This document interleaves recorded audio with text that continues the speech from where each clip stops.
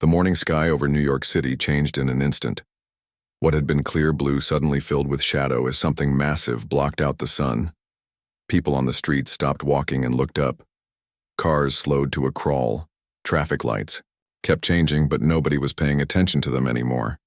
The ship was unlike anything humans had ever built. It stretched across the entire Manhattan skyline and beyond.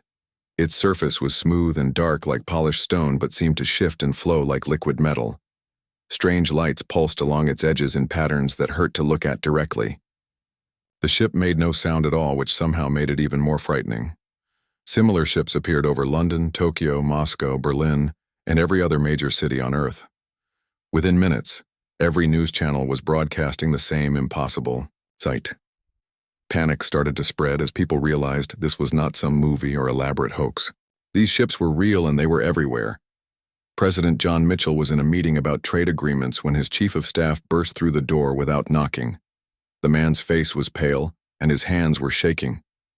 "Sir, you need to see this right now," he said, turning on the large television in the corner of the Oval Office. Mitchell watched the news footage in silence for several minutes. His military training from decades ago kicked in, and he felt his mind shift into crisis mode. "Get me Admiral Sullivan and General Kane immediately," he ordered. "Clear my schedule for the rest of the day. Actually, clear it for the rest of the week." Around the world, other leaders were having similar moments of realization. Prime Minister Elizabeth Brown in London was pulled from a parliamentary session. Chancellor Hans Weber in Berlin was woken from sleep by urgent phone calls. President Marie Dubois in France was having lunch with her family when security rushed her to a secure location. The ships hung in the sky for 3 hours without doing anything. No weapons appeared. No smaller craft launched. They just waited, as if they were giving humanity time to notice them and understand that everything had just changed forever. Then they spoke. Every television, radio, computer, and smartphone on Earth suddenly displayed the same image. It showed a being that was clearly not human but was beautiful in a way that was both alien and familiar. The creature was tall and thin with pale skin that seemed to glow from within. It had 4 arms instead of 2, and its face had 3 large eyes arranged in a triangle pattern. When it moved, it seemed to flow like water. "People of Earth," the being said, and its voice somehow came through in every language at once. Each person heard it in their native tongue. "Do not be afraid. We come not as conquerors but as friends. We are the Zanari Collective, and we have been watching your world for many years." In the White House Situation Room, President Mitchell sat with his closest advisors. Admiral Kate Sullivan was there, her sharp eyes fixed on the screen. She was known throughout the military for her ability to spot problems before anyone else. General Peter Kane sat beside her, his weathered face showing no emotion. These were people who had spent their careers preparing for threats to America, and they knew danger when they saw it. "We have observed your species with great interest," the alien continued. "You show remarkable potential, but you also face great dangers. Your world is young and you do not yet understand the perils that exist among the stars. There are forces in this galaxy that would destroy you without hesitation if they knew of your existence." The being paused and seemed to look directly through the camera at each viewer. "This is why we offer you our protection. Accept our guardianship, and we will shield you from those who would do you harm. We will share our knowledge and technology with you. We will guide you safely into the galactic community." President Mitchell leaned forward in his chair. Something about this felt wrong, but he could not put his finger on what it was. The offer sounded generous, almost too generous. "Why would they do this for strangers?" he asked quietly. Admiral Sullivan nodded. "My thoughts exactly, sir. In my experience, nobody offers something for nothing, especially not something this big." The alien was still speaking. "We know this must come as a shock to you. We understand you will need time to consider our offer.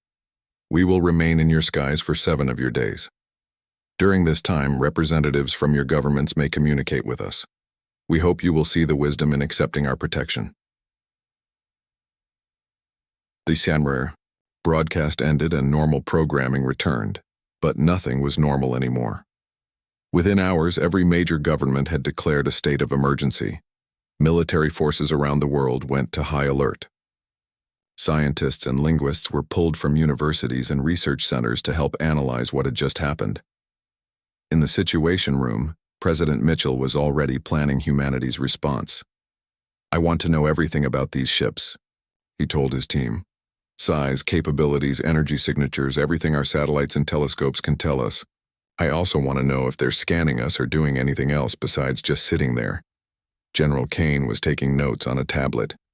"I'll have our people start analyzing their technology. The fact that they can hijack every communication device on Earth simultaneously tells us they're far ahead of us technically. What bothers me," Admiral Sullivan said, "is how they presented this. They're offering protection, but they won't say from what exactly. They claim there are dangerous forces in the galaxy but provide no specifics. If someone came to my house, offering to protect my family, the first thing I'd ask is protect them from what?" Dr. Lisa Harper was called to the White House that afternoon. She was the world's leading expert in xenobiology, even though until that morning, xenobiology had been purely theoretical. She had spent years thinking about what alien contact might look like, and she had written papers on how humanity should respond. "What's your initial assessment, Doctor?" President Mitchell asked her. Dr. Harper looked at the frozen image of the Zanari representative on the screen. "They're clearly far more advanced than us technologically. The fact that they can translate their speech into every human language in real time suggests computer processing power we can't even imagine. But there are some things that concern me, such as their body language, for one thing. I've studied communication theory extensively. When someone is being completely honest and straightforward, they tend to be more relaxed and open. This being seemed tense, almost like it was carefully choosing every word.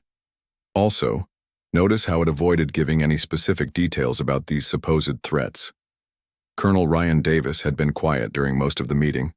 He was a Marine with combat experience in 3 different conflicts, and he had developed good instincts about when people were lying to him.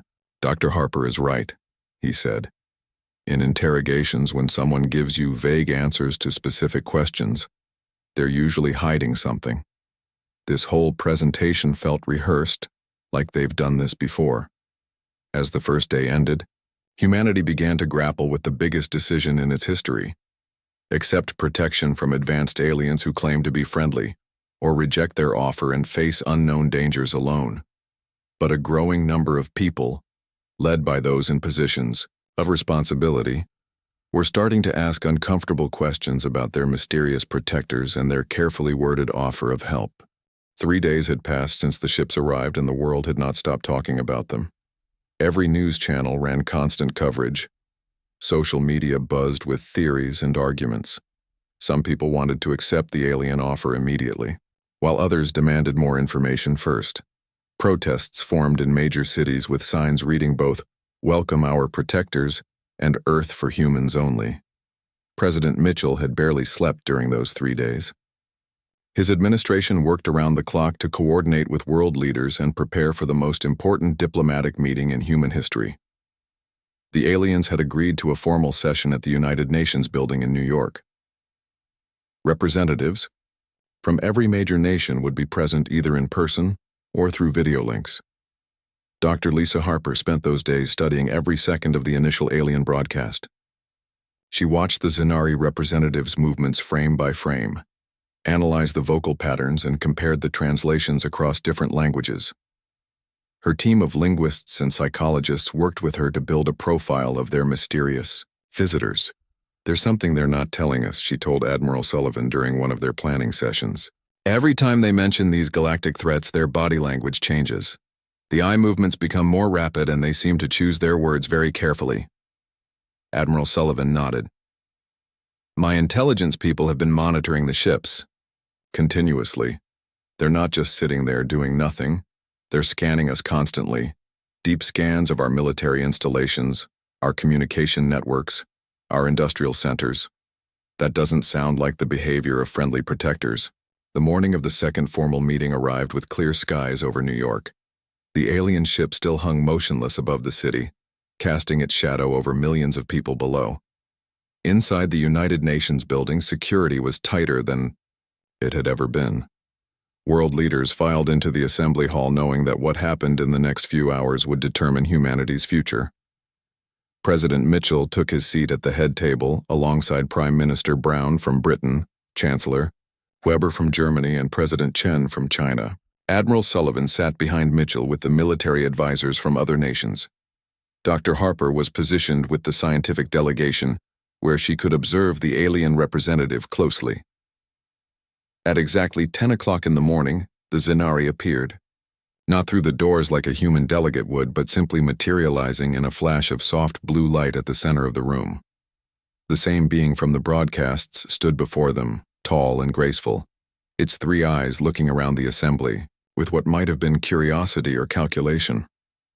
"Leaders of Earth," the Zenari said, its voice filling the room without any visible speaking device. "We are pleased that you have agreed to this meeting. We hope today will mark the beginning of a new era of cooperation between our peoples." President Mitchell stood up slowly. He had practiced this moment many times, but his heart was still beating fast. "We appreciate your offer of protection," he began, his voice steady and clear. "But before we can make such an important decision, we need to understand exactly what we would be protected from." The Zenari's middle eye blinked once. "As we have explained, the galaxy contains many dangers that young civilizations cannot comprehend. There are raiders and pirates who prey upon developing worlds. There are aggressive empires that seek to expand their territory. There are cosmic events that could destroy entire planets." Chancellor Weber leaned forward. "Can you give us specific examples? Names of these raiders? Locations of these aggressive empires? If we're to trust you with our planet's safety, surely we deserve to know the details of these threats." For the first time since appearing, the Zenari seemed uncomfortable. Its flowing movements became slightly more rigid, and all three eyes focused intently on the German leader. "Such specific knowledge would only cause unnecessary fear among your populations. It is better that you trust in our wisdom and experience." Dr. Harper watched this exchange with growing interest. Everything about the alien's response confirmed her suspicions. She had studied enough human psychology to recognize evasive behavior. And this was textbook evasion. President Chen from China spoke next. "In our culture, protection comes with understanding. A parent explains dangers to a child so the child can learn to avoid them. A bodyguard tells his client about specific threats so they can work together effectively. Why do you refuse to share this knowledge with us?" The Zenari's skin seemed to shimmer with a slightly different color. "Your species is not yet ready for such complex information.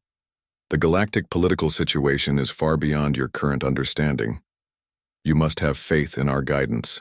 That was when President Mitchell asked the question that changed everything. "Protection from who exactly?" The words hung in the air like a challenge. Every person in the room leaned forward slightly. The television cameras that were broadcasting this meeting to the entire world focused tighter on the alien representative. The Zenari stood very still for several long seconds. Its three eyes moved in different directions, a behavior none of the humans had seen before. When it finally spoke, its voice was slightly different, less confident than before. "From various hostile entities," it said.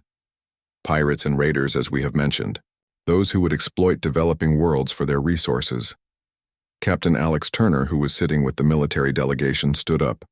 He was known throughout the intelligence community for his ability to spot lies and inconsistencies. "Can you name even one of these hostile entities? Just one name, one specific example of the threats you claim exist?" The alien's discomfort was now obvious to everyone in the room. Its movements became jerky and unnatural. "Such knowledge would serve no productive purpose. The names and details would mean nothing to your people." Dr. Harper could not stay silent any longer. She rose from her chair and spoke in a clear, calm voice that carried to every corner of the room. "In our world, when someone offers protection, they explain what they're protecting us from. When a doctor gives medicine, they tell us what disease it treats. When a security guard watches a building, they know what threats they're watching for. You're asking us to trust you with our entire planet, but you won't tell us the most basic information about why we need your protection." The room erupted in quiet murmurs as delegates began whispering to each other. The alien representative looked around nervously, its three eyes darting from face to face. Admiral Sullivan stood up next. I've spent 30 years in military service, protecting my country.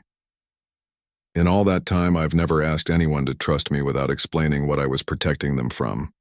If there really are pirates and raiders out there threatening Earth, show us the evidence. Show us their ships, their attack patterns, their previous victims. Give us something concrete to base our decision on. The Zanari's response was immediate and telling. You ask too many questions. Some truths are too dangerous for primitive minds to understand. You must simply accept our offer and trust in our benevolence. The word primitive hit the room like a physical blow.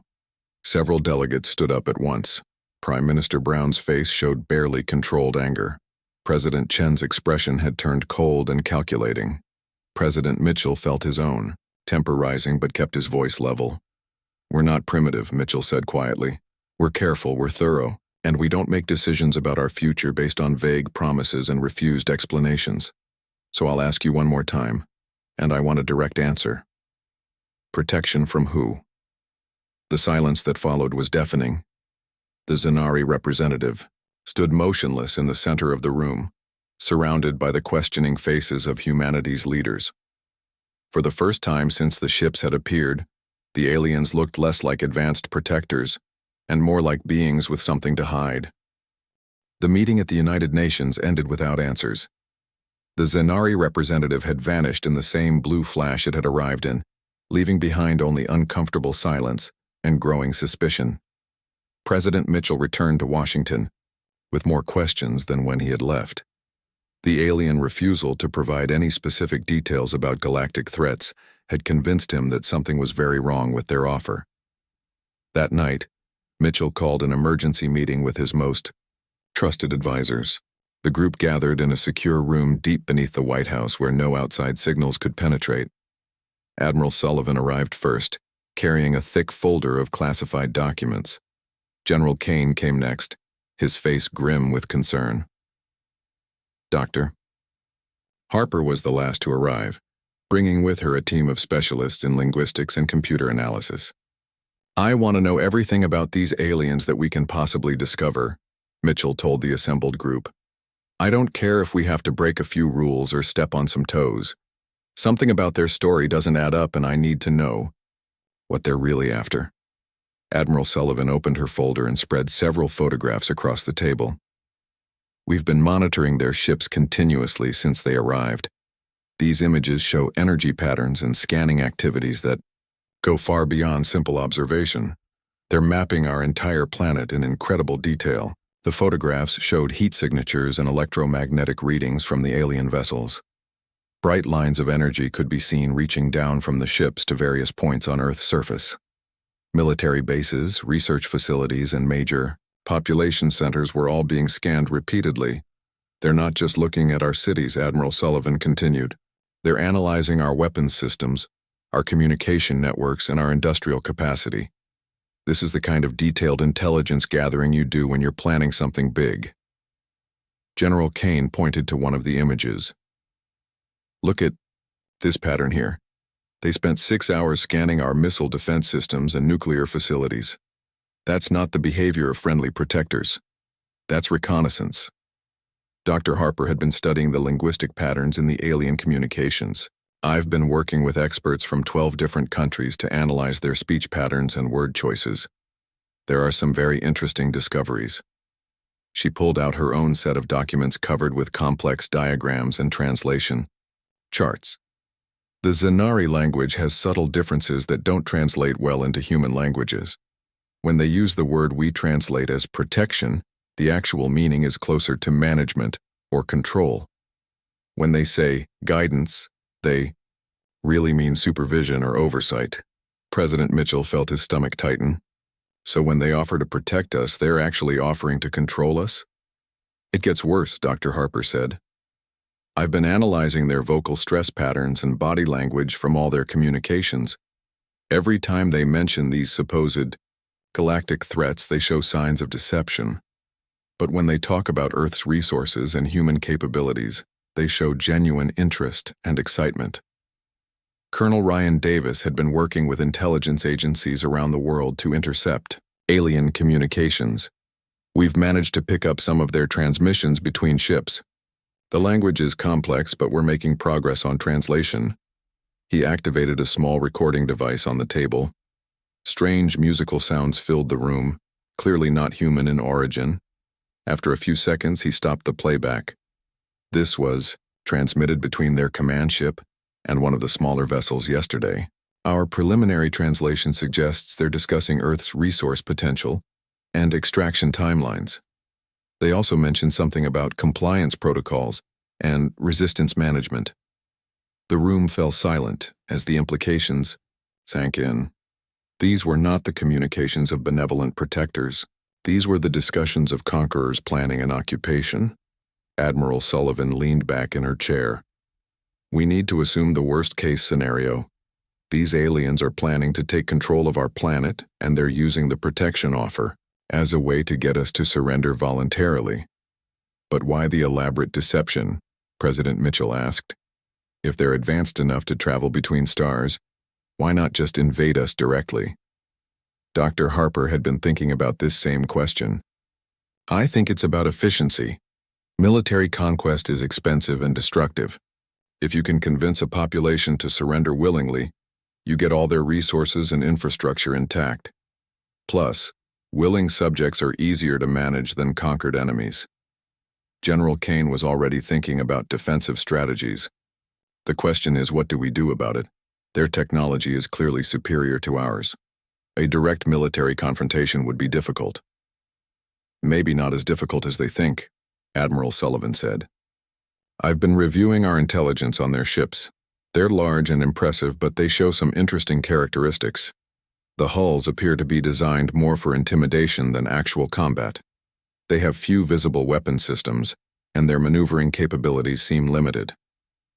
Captain Alex Turner had been working with cyber warfare specialists to analyze the aliens' computer systems. We've detected some vulnerabilities in their technology. They rely heavily on centralized control systems, and they seem to have trouble adapting to unexpected situations. Their responses to our questions have been very rigid and programmed. President Mitchell made a decision that would change the course of human history. I want a full investigation into these aliens and their real intentions. Use every resource we have, hack their communications, analyze their technology, and find out what they're really planning. Over the next 48 hours, the largest intelligence operation in human history began. Scientists, military officers, hackers, and linguists from dozens of countries worked together in secret. They monitored alien transmissions, analyzed the energy signatures from the ships, and searched for any weakness in the alien technology. Dr. Emma Foster, a linguistics expert from Harvard, made the first major breakthrough.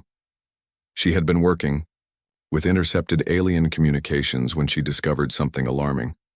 I found references to something called the hegemony, she told the investigation team during an encrypted video conference. The aliens aren't independent actors. They work for a larger organization that controls multiple star systems.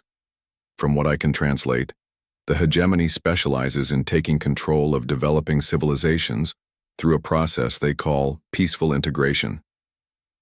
The pieces began falling into place. Earth was not the first world to receive this offer of protection. The Zanari were agents of a galactic empire that expanded not through military conquest, but through deception and manipulation. They would offer protection to young civilizations, then gradually take control until the native population became nothing more than managed resources.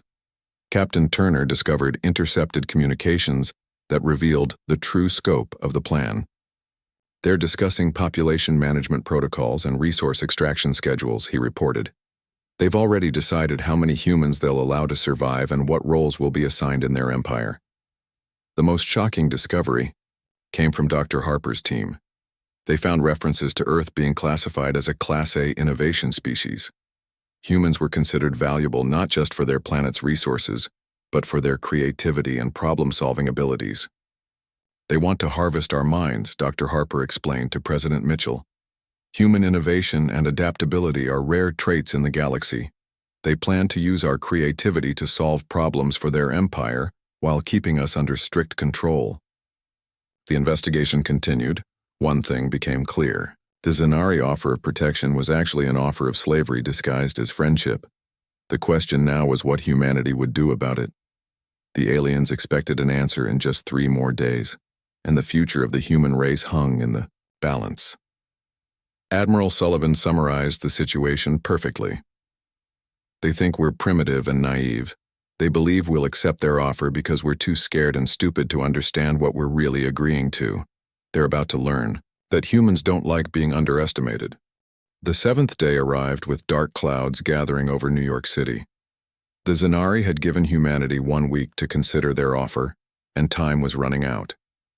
Around the world, millions of people watched their televisions and computer screens, waiting to learn what their leaders had decided.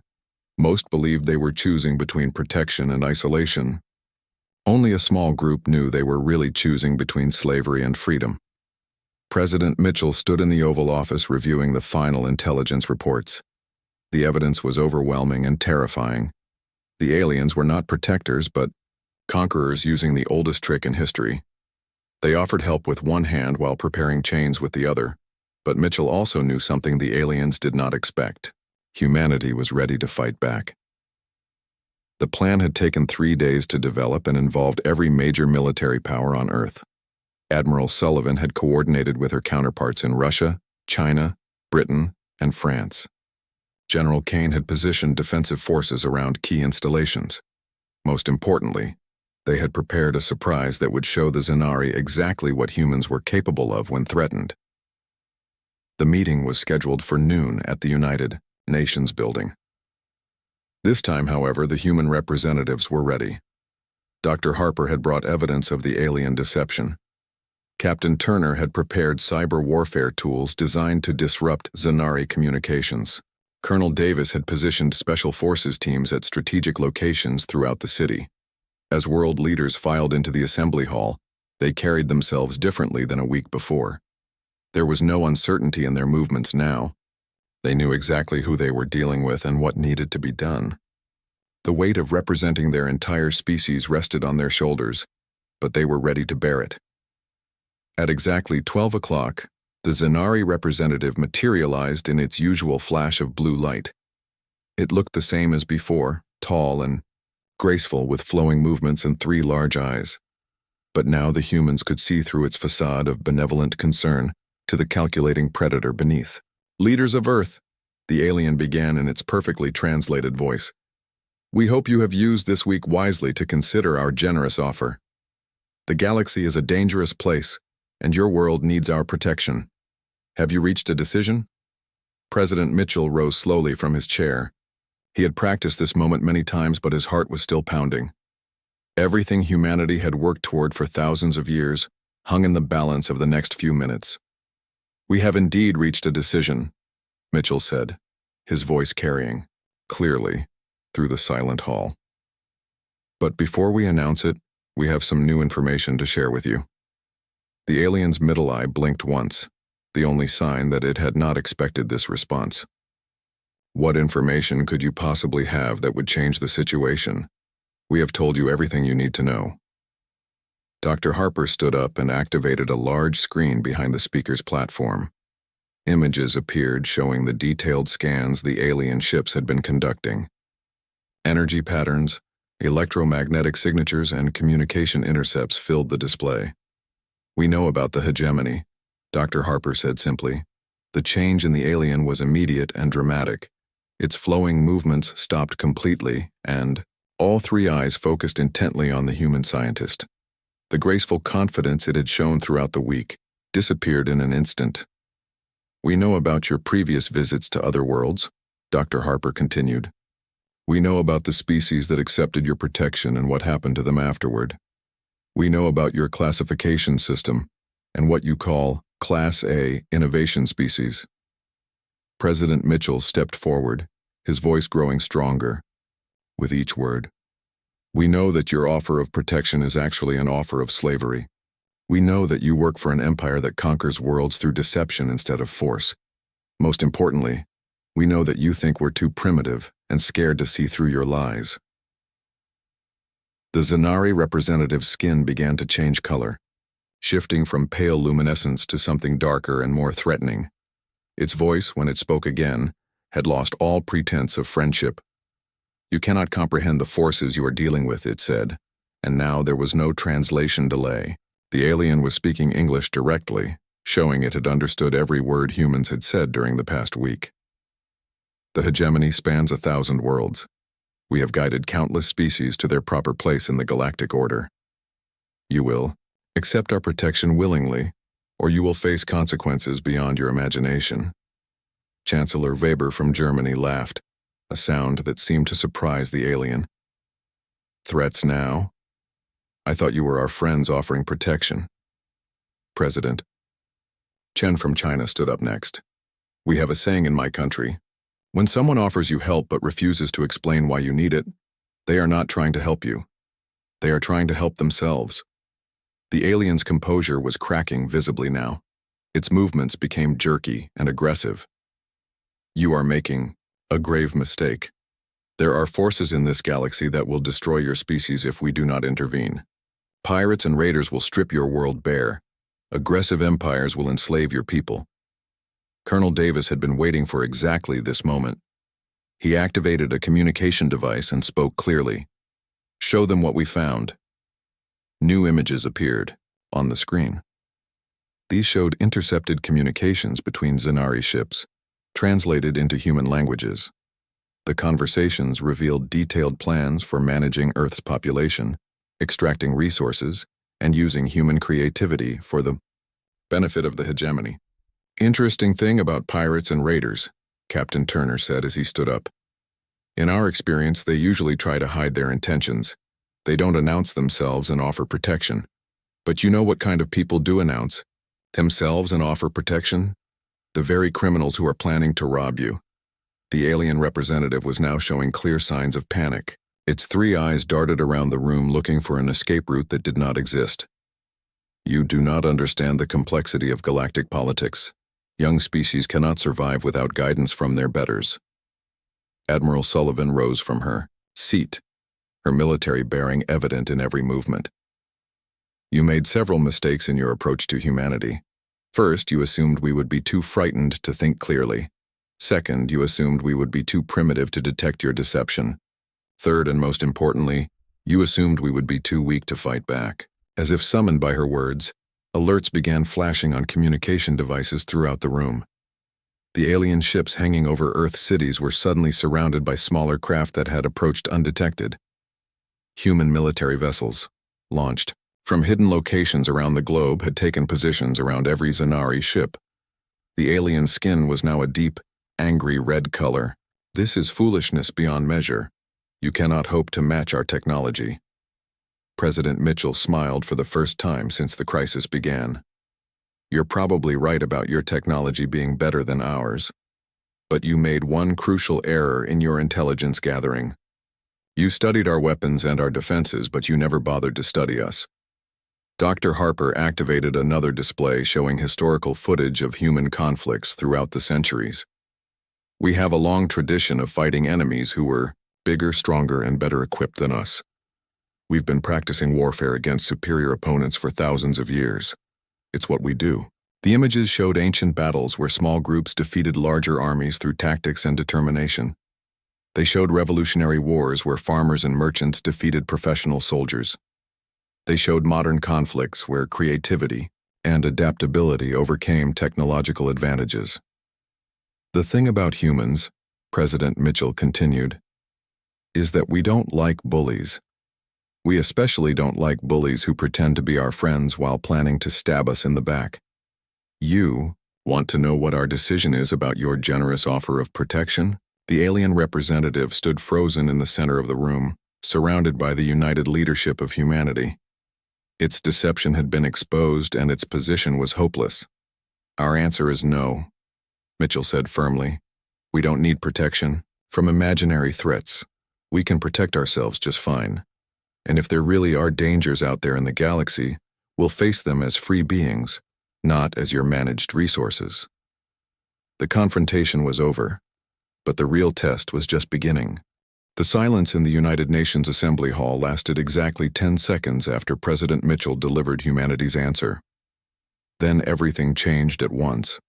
The Zanari representative's skin turned from angry red to deep black as it abandoned all pretense of diplomatic courtesy. "You have chosen extinction over wisdom," the alien said, its voice now cold and mechanical. "The hegemony does not accept defiance from primitive species. You will submit or you will be destroyed." Admiral Sullivan was ready for this moment. She spoke into her communication device with calm authority. "Operation Freedom Dawn is authorized. All units engage." Above New York City, the first shots of humanity's war for independence lit up the sky. The human ships that had surrounded the alien vessel opened fire simultaneously. Missiles streaked through the air, while energy weapons carved bright lines across the afternoon sky. The Zanari ship, caught completely off guard, shuddered under the coordinated attack. Similar battles erupted over London, Tokyo, Moscow, and every other city where alien ships hung in the sky. Human forces that had been secretly positioned for days struck without warning. The aliens had been so confident in their superiority and so focused on their deception that they had never considered the possibility of coordinated resistance. In the assembly hall, the Zanari representative flickered like a broken hologram as its ship came under fire. "This is madness," it screamed. "You cannot hope to defeat the hegemony. We control 1,000 worlds. We have fleets that span the galaxy." Colonel Davis smiled grimly. "Maybe you do, but right now you're in our solar system threatening our world. And we have something your 1,000 worlds probably never had." "What is that?" "The element of surprise."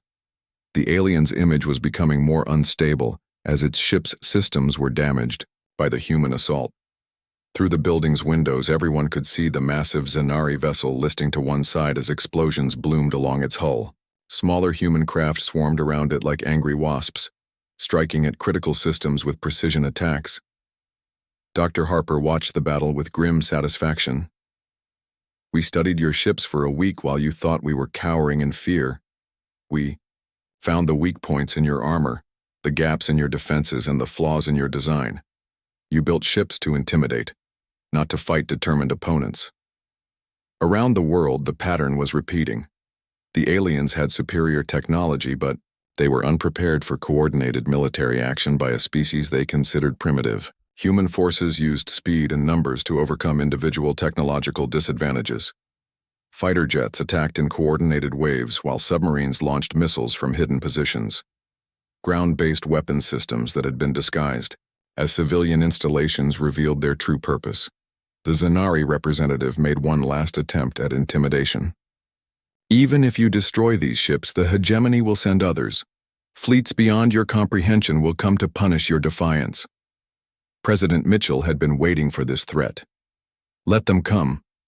But first, they'll have to get past Earth's new planetary defense system." As if summoned by his words, new contacts appeared on radar screens around the globe. Hidden military installations that had been built in secret over the past decade activated simultaneously. Orbital platforms that had been disguised as scientific research stations revealed weapon systems.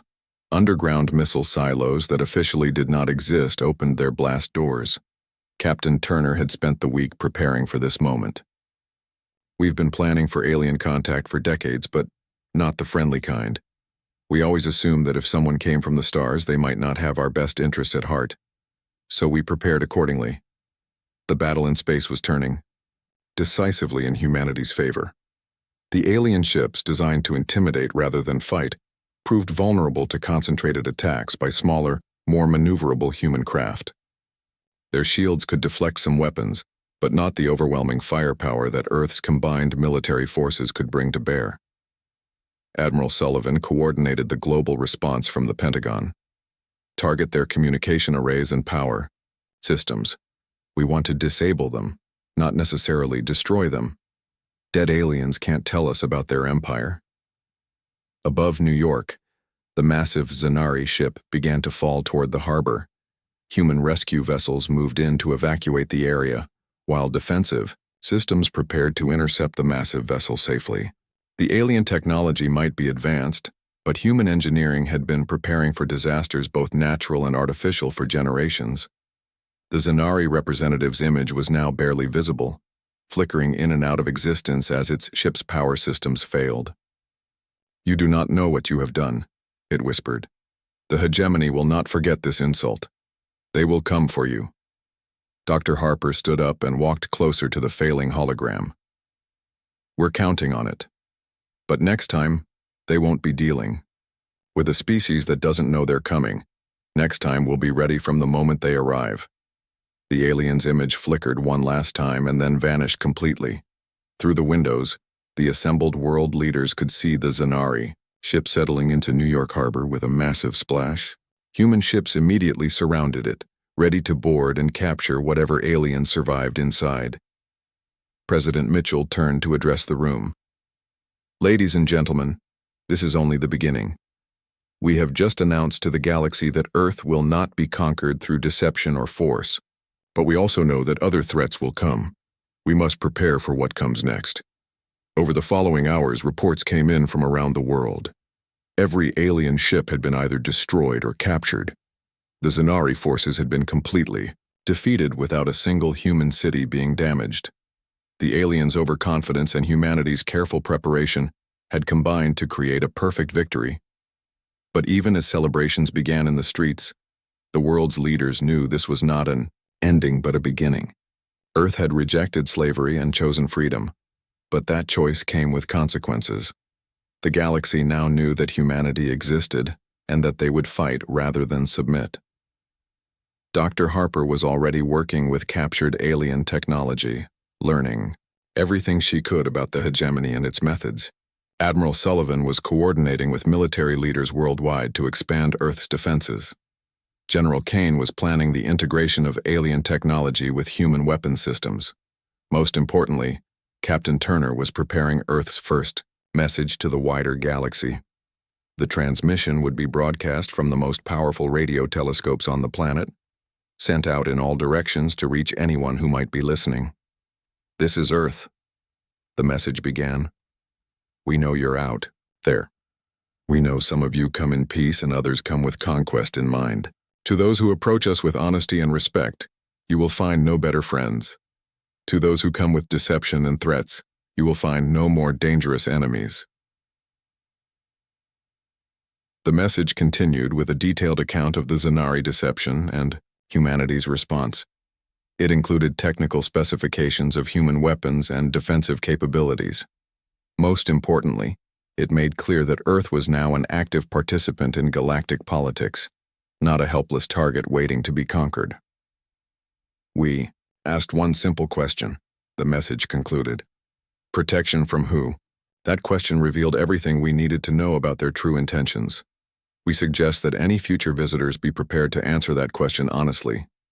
The galaxy has just become a more interesting place, and humanity intends to make sure it stays that way. As the message began its journey to the stars, Earth's people looked up at the night sky with different eyes. They were no longer alone in the universe, but they were also no longer helpless. They had proven that humans could defend themselves against any threat, whether it came from the depths of space or from creatures who thought superior technology made them superior beings. The age of human isolation was over, but the age of human independence had just begun.